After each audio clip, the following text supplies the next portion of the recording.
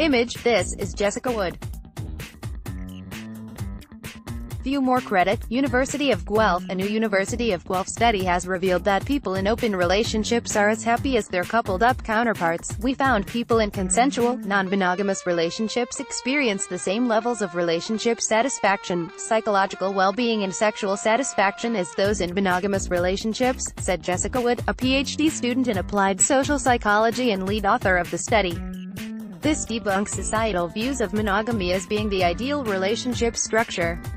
In consensual, non-monogamous relationships, all partners agree to engage in multiple sexual or romantic relationships. Between 3 and 7% of people in North America are currently in a consensual, non-monogamous relationship.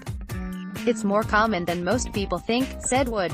We are at a point in social history where we are expecting a lot from our partners. We want to have sexual fulfillment and excitement but also emotional and financial support.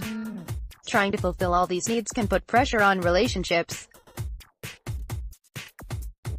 To deal with this pressure, we are seeing some people look to consensually non-monogamous relationships. However, consensually non-monogamous relationships still attract stigma, she added. They are perceived as immoral and less satisfying. It's assumed that people in these types of relationships are having sex with everyone all the time. They are villainized and viewed as bad people in bad relationships, but that's not the case. Published in the Journal of Social and Personal Relationships, the study surveyed more than 140 people in non-monogamous relationships and more than 200 in monogamous ones and compared them to each other. Participants were asked about their satisfaction with their current relationships. For non-monogamous situations, the questions pertain to the respondent's main partner.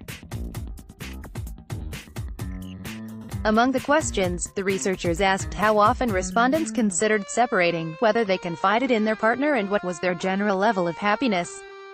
The researchers found people in non-monogamous relationships were just as satisfied with the relationship they had with their main partner as those in monogamous ones.